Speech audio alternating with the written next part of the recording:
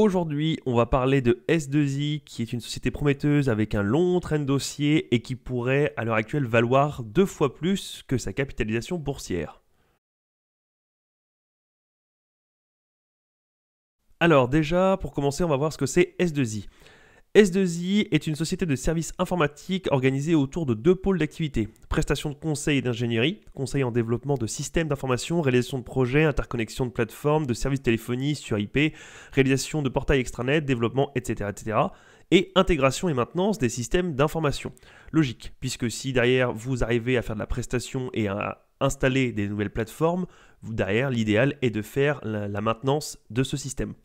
Pourquoi cette société peut être vraiment pas mal? Tout simplement parce que dans une société, on arrive au moment où on va dire qu'on arrive en récession ou qu'il y a une potentielle crise qui peut arriver, qui se pointe à l'horizon.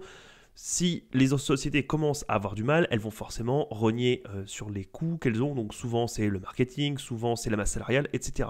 Mais je ne dis pas jamais, mais rarement on sacrifie derrière le système, la plateforme dans la société. C'est une dernière chose qu'on coupe et donc forcément c'est donc une activité qui peut rester, qui peut être robuste face à une récession. Ça ne veut pas dire que S2I ne perdra pas de clients, ça ne veut pas dire qu'elle ne perdra pas de chiffre d'affaires, ça veut juste dire que, exactement comme des sociétés qui derrière vendent par exemple du dentifrice, du papier toilette, sont en général plus robustes lors des récessions puisqu'on ne se coupe pas du papier toilette ou du dentifrice, on coupe plein d'autres choses avant de revenir sur les besoins fondamentaux. S2I est dans le même genre de catégorie pour moi. Une entreprise coupera d'abord le budget marketing, peut-être les investissements futurs qu'elle avait prévus pour grandir ou pour rénover son parc, je ne sais pas moi, de machines ou peu importe, plutôt que de sacrifier derrière le service informatique et toute la plateforme qui est connectée autour de ça, puisque dans certaines sociétés, c'est fondamental. On va maintenant regarder la progression de S2I sur le long terme. Alors, on voit que le chiffre d'affaires passe de 148 millions à plus d'1 milliard, ce qui est très très bien et on voit une constante. Alors, si on zoome un petit peu, on voit que ça monte très très bien avec une accélération depuis 2019-2020, donc pas mal du tout. Ensuite, on a les revenus nets qui augmentent eux aussi. Alors, un petit peu moins vite, c'est peut-être l'échelle qui fait ça. Si on augmente, c'est vraiment pas mal avec également une forte accélération depuis 2020. Il faudra voir ce qu'il y a eu, s'il y a eu quelque chose, un événement particulier.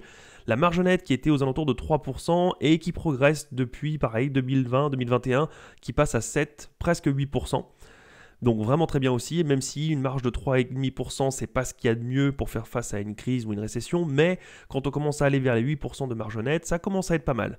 Et le nombre total d'actions en circulation qui était bien dans une bonne dynamique, qui baissait bien et qui augmente. Alors à voir pourquoi, est-ce qu'il n'y a pas eu un rachat d'un concurrent, est-ce qu'il n'y a pas eu une acquisition, voir ce que c'était. Si c'est pour ça, c'est très bien. Si c'est parce que les finances étaient mal gérées et qu'il a fallu diluer l'actionnaire, c'est moins bien. Mais on voit ici que ça se stabilise. Alors légère augmentation, par contre ici, ça ne me chagrine pas parce qu'on passe quand même de 19,4 à 19,28. Donc on est vraiment sur en 5-6 ans, c'est vraiment pas quelque chose qui est alarmant. Ça peut être juste tout simplement les bonus en action qu'on donne à la fin de l'année. C'est possible vu la légère pente, ça ne me chagrine pas. Si on passe maintenant au Screener 2. Screener 2, le roadshay, un très bon roadshay aux alentours de 17% qui a chuté ici, alors 2010, à voir pourquoi, ce qu'il y a eu, et on est rapidement remonté à 14-15%, ce qui est un très bon roadshay. C'est pas miraculeux, mais c'est au-dessus de 15, ça commence à devenir vraiment bon, c'est une bonne société qui est optimisée. On a des années avec et des années sans, on passe à 17, des fois on repasse à 13, mais on voit bien que globalement on oscille autour de 15, ce qui est très bien. On a eu de belles années ici à 18-20% et on est redescendu, et comme on le voyait aussi depuis 2020-2021, on a un roadshay qui explose. Alors à voir pourquoi, ce qui a changé, est-ce qu'il y a une restructuration, peu importe. On voit aussi que le cours de bourse a suivi, les investisseurs ont dû être au courant, mais on voit que 30% de roadshay et 33% de roadshay, ça commence vraiment à être vraiment sympa. Le free cash flow, lui, est en augmentation aussi. Alors on a eu quelques années stagné, mais ici on arrive, pareil, depuis 2019, le free cash flow augmente vraiment fort. Donc à voir aussi s'il y a eu quelque chose dans la société qui fait qu'on est parti sur une bonne lancée. En tout cas, quand je vois qu'ici on peut gagner 85 millions, alors qu'ici on n'en gagnait que 10 les meilleures années, on fait quand même 8 fois ce free cash flow là. Alors oui, c'était en 2014, mais on voit bien que pendant des années, on est resté sur les mêmes niveaux, et là on monte très très fort, il faut aller creuser pourquoi. Le price to free cash flow est à 11, ce qui est vraiment pas mal parce que, alors, il faut aller creuser, mais quand je vois une progression comme ça des free cash flow et qu'on a toujours un price to free cash flow aux alentours de 11, ça veut dire qu'au rythme actuel, en 11,5 années, on récupère notre argent de départ, mais quand on voit la progression qu'il y a ici, si ça se trouve, déjà dès l'année prochaine, ça va être 90, 100, 120, et du coup, ça sera plus en 11 ans, mais peut-être en 8, peut-être en 4, peut-être en 2. Attention, je spécule, mais voilà pourquoi j'explique que 11 pour une société qui a l'air d'être en croissance forte, ça peut être attractif. Maintenant, il faut savoir pourquoi. Est-ce que derrière cette croissance-là peut être maintenue? Est-ce que ce n'était pas juste un effet Covid? Tout le monde était confiné et tout le monde est parti sur l'installation de nouveaux systèmes informatiques. Est-ce que ça va pas retomber comme un soufflet? Ou est-ce que juste ils en ont profité pour grandir, racheter des concurrents et que ça y est, le mouvement est lancé et qu'on est parti pour grandir encore et encore? Sur le screener numéro 3, donc j'ai remis les revenus nets, je regarde le PER tout simplement parce que c'est ce que le marché regarde et pareil, il est relativement bas, même si on peut toujours trouver plus bas, mais 12 pour une société française, on reste dans la norme. Alors le plus bas, on a tapé donc aux alentours des 10 et on voit bien que le médian est aux alentours de 13, 14, allez, 15 pour le médian si on prend toutes les dernières années. Mais 12, c'est relativement attractif, surtout si la croissance peut se maintenir. Si elle va retomber comme un soufflet, non. Mais si elle peut se maintenir comme ça, voire même légèrement diminuer, mais une croissance qui est légèrement moins violente que ce qu'on a eu là, ça me va aussi. La dette, très bonne chose, la dette, on est en positif tout le temps, donc c'est très bien. On a de la trésorerie, alors même si on n'a vraiment pas beaucoup de trésorerie, mais on a de la trésorerie, en tout cas, on ne cumule pas de la dette. Les capitaux propres qui sont en augmentation, eux aussi, très bien, très propres, une belle ligne avec une forte augmentation ces dernières années, à voir toujours pourquoi. On voit qu'il y a eu quelque chose là en 2020, à savoir si c'est une stratégie voulue ou si c'est juste l'environnement de marché et que ça peut retomber. Et la capitalisation boursière, ici, on met là. On voit que c'est sur une longue traîne, alors il y a des oscillations comme d'habitude. 2020, on a eu la chute parce que tous les marchés ont chuté, mais on voit bien qu'on est sur une longue traîne haussière. Alors, pourquoi est-ce que je dis que cette société peut être vraiment pas mal et sous-valorisée éventuellement? On l'a vu, une partie de la réponse ici, on voit qu'il y a une énorme croissance et un changement phénoménal depuis 2018-2019. On voit quand même qu'on était sur, même si on prend des chiffres relativement sympas, on était aux alentours de 10-12 millions de free cash flow et on voit bien que depuis, on est passé 32, 46, 52, 67, 85, on monte très très fort. Donc, c'est vraiment pas mal. Et si on fait une projection à ce rythme-là des free cash flow, on pourrait atteindre une valorisation qui est vraiment sympa. Mais juste avant ça, on va regarder les résultats du premier semestre. Alors, S2I, hausse de 18% du résultat net part du groupe au premier semestre. S2I publie un chiffre d'affaires de 538 millions au titre du premier trimestre de l'exercice 23-24, un chiffre en hausse de 12,8% par rapport à la même période un an plus tôt et conforme aux objectifs annoncés. C'est une très bonne chose puisque une hausse de 12,8% c'est très bien et conforme aux objectifs annoncés, donc c'était vraiment dans les plans, alors même s'il y a toujours plus ou moins 0,3% qui peuvent être une bonne surprise ou une mauvaise surprise, mais globalement c'est ce que l'entreprise souhaitait, ça veut dire qu'elle a un plan en tête, une stratégie, et que cette stratégie intègre environ 12% de croissance, ce qui est très bien. Dans un contexte difficile marqué par un calendrier offrant 3 jours ouvrés de moins, une conjoncture économique de ralentissement et un contexte géopolitique délicat, cette performance est à souligner, fait remarquer la société. Tout à fait d'accord avec ça, même si 12,8% n'est pas extraordinaire, quand on prend tous ces événements-là, on est à contre-courant et on continue de faire 12%, c'est très bien.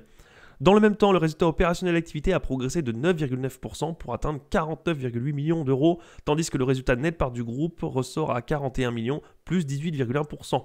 Donc, on a le résultat opérationnel donc de l'activité vraiment pure de la société qui monte de 10%, donc on est plus efficace, plus efficient. Et derrière, on a aussi le résultat net qui augmente de 18%. C'est très bien. S2I précise que compte tenu de l'évolution du climat géopolitique et économique à l'échelle mondiale, la projection sur un horizon de temps supérieur au trimestre est difficile. Logique, là, ils se conservent, ils expliquent que cette performance n'est pas forcément, va pas être réitérée tout le temps, donc ça c'est logique, ils sont prudents, ils ne peuvent pas l'annoncer. Le groupe S2I confirme s'attendre à réaliser une croissance comprise entre 7 et 10% pour le troisième trimestre de cet exercice 2023-2024. Donc, ils ne veulent pas s'avancer, mais n'empêche que la croissance n'est pas entre 1 et 2%, voire négative, voire, allez, on va essayer de se maintenir, on est quand même entre 7 et 10%, même si on est dans la fourchette basse. Et même si on fait un peu en dessous des attentes, dans un contexte géopolitique tendu, on aura fait 12% ou 18% si vous prenez les résultats nets, et peut-être 6-5% de croissance, ce qui est très très bien. On va maintenant passer à la valorisation ici. Alors j'ai rentré tous les chiffres qui sont là. On voit, donc ça c'est tout ce qui est sur TradingView. Le PER, j'ai pris entre 11 et 15 tout simplement puisque quand on se met ici, si on prend le PER, hop, si on se met là, on voit bien que 11 c'est parmi les plus bas. On avait eu ça ici en 2011, 2015 et depuis on ne l'avait jamais réatteint à part ici. Donc c'est un des plus bas qu'on pourrait avoir, qu'on pourrait espérer avoir. Évidemment, je ne suis pas devin, si ça se trouve, il va y avoir une crise phénoménale et on va descendre à 6. Mais là, c'est ce qui a l'air réalisable. Et 15 tout simplement parce que si on voit ici, on est au niveau de la médiane. Donc 15, on ne serait pas en train de surpayer, on serait relativement médian, relativement moyen. Donc jusque 15, on va dire qu'entre 11 et 15, pour moi, ça me va. Si je repasse ici, donc entre 11 et 15, la marge, etc., j'ai pris tout ce qu'il y avait.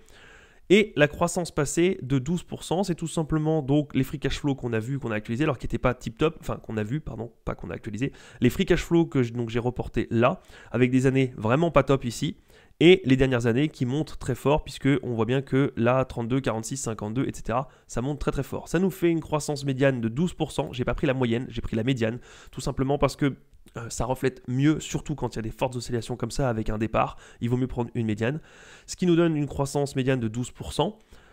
Ici, si on fait une valorisation grossière, on a 50,9 €, alors que le prix de l'action aujourd'hui était 50,6. Donc on est relativement bien valorisé, mais ça comprend juste le résultat net fois le PER moins la dette.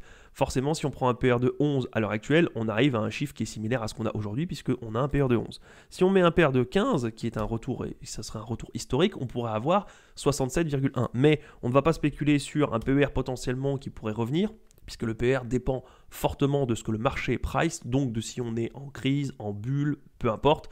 Donc ça dépend du marché. On va prendre le cas le plus défavorable, 11, on est à la valorisation.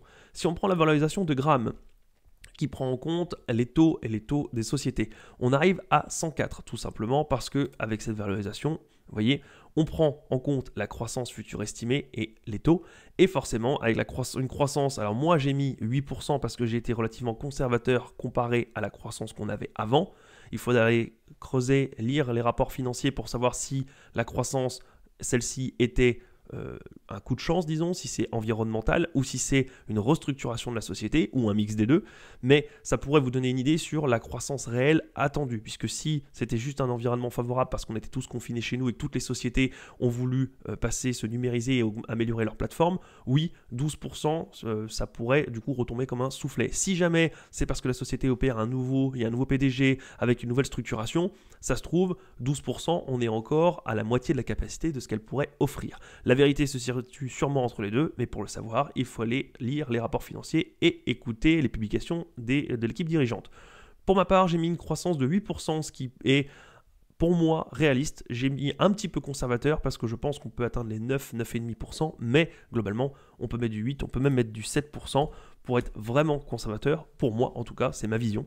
Mais voilà ce qu'on pourrait avoir, une valorisation de Graham à 95, donc on voit bien qu'on est bien au-dessus. Et si on fait maintenant une valorisation par DCF, alors j'ai pris tout simplement la tendance, j'ai pris les chiffres ici qui étaient publiés, ça fait une croissance de 12%. On applique cette croissance sur les années à venir, c'est-à-dire qu'on rajoute à chaque fois 12% comme si l'année d'après faisait 12% de mieux que l'année d'avant. Et évidemment, on actualise les free cash flow puisque, il faut le savoir, 1 € dans 20 ans ne vaut pas 1 € d'aujourd'hui. On le sait tous, alors on le voit avec l'inflation, même si ce n'est pas réellement ça, mais globalement, il y a 30 ans, avec 1 €, on faisait plus de choses qu'aujourd'hui avec 1 €. Et pareil, dans 30 ans, on fera sûrement moins de choses avec 1 € qu'on le fait aujourd'hui. Il y a une autre manière de le voir, au lieu de voir que c'est l'euro qui perd de sa valeur, avec laquelle on peut acheter moins de choses, on peut le voir dans l'autre sens. Si on prenait par exemple le prix d'une baguette de pain, il y a 30 ans, elle était peut-être à équivalent 50 centimes d'euros. Aujourd'hui, la baguette est aux alentours de 1 €.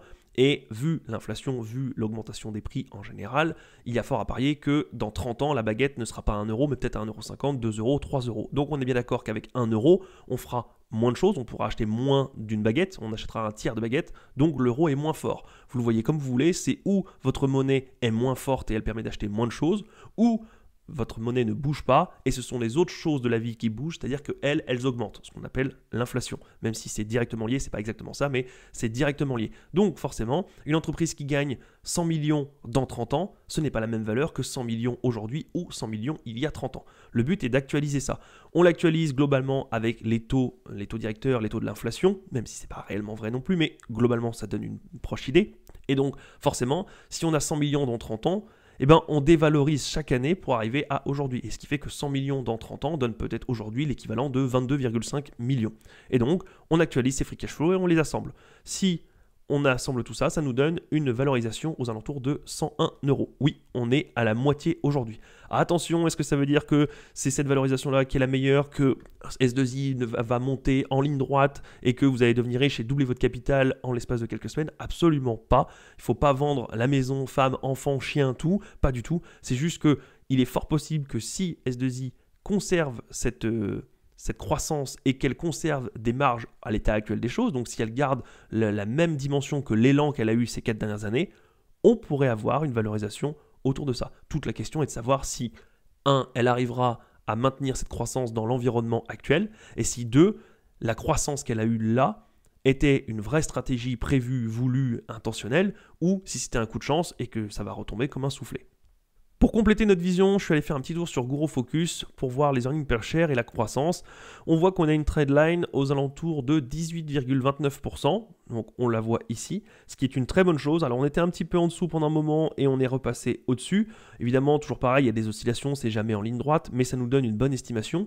18% de croissance, c'est vraiment pas mal. Et si on fait une petite analyse par DCF, par Guru Focus, on voit que derrière, il exprime la fair value à 142 € et qu'aujourd'hui, la valeur est à 50 et quelques.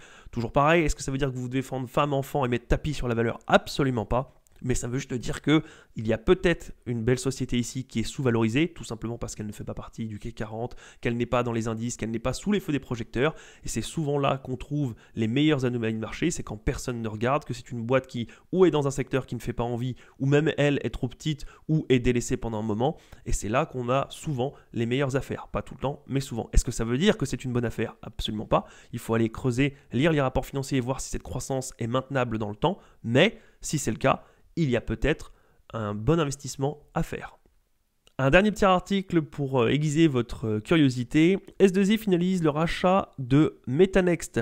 Après 2 mois de négociations, le groupe S2I vient d'officialiser l'acquisition de 100% du capital de Metanext, une société de conseil et d'expertise de 150 personnes et 18 millions de chiffre d'affaires annuels, spécialisée dans le design et la mise en œuvre d'infrastructures cloud, un marché que S2I juge stratégique et sur lequel elle souhaite mettre les bouchées doubles. Ce qui est logique. Alors, je ne sais pas si l'acquisition est une très bonne chose, je n'en sais rien, je n'ai pas creusé le dossier, il faut absolument que je le fasse, mais si on prend juste ces chiffres-là, on vient de faire l'acquisition d'un spécialiste du cloud, on dit toujours que la France a loupé le virage numérique en l'an 2000, et aujourd'hui c'est pas pour rien qu'on est à la traîne et qu'on est loin derrière les GAFAM. Si derrière, elle arrive à se dire que elle fait l'acquisition d'un spécialiste du cloud et de mettre les bouchées doubles sur ce secteur tout simplement parce que c'est quelque chose qui est stratégique, pour moi, juste ça, c'est une très bonne idée. À voir maintenant si la société est correctement valorisée, s'ils vont réussir à correctement l'intégrer, etc. Il y a tous les détails à gérer et les détails ont leur importance, mais rien que de comprendre que faire l'acquisition d'un truc de cloud qui est stratégique et qu'il faut accélérer dans ce sens pour justement ne pas être à la traîne, c'est une très bonne chose. Je ne voulais pas vous lire tout l'article, juste si vous voulez aller voir, allez creuser un peu le dossier, mais on est peut-être devant un dossier qui est super sympa et qui pourrait donner une belle histoire dans quelques années. Encore une fois, faites-vous votre propre avis. C'est pas parce que je dis que c'est joli, c'est beau qu'il faut mettre tapis dessus. Faites vos propres recherches. Mais je pense qu'on a des bases pour avoir une société qui a l'air d'être quand même sous-évaluée et qui gère relativement bien son business. Voilà, c'est tout pour aujourd'hui. Je vous dis à la prochaine. Salut!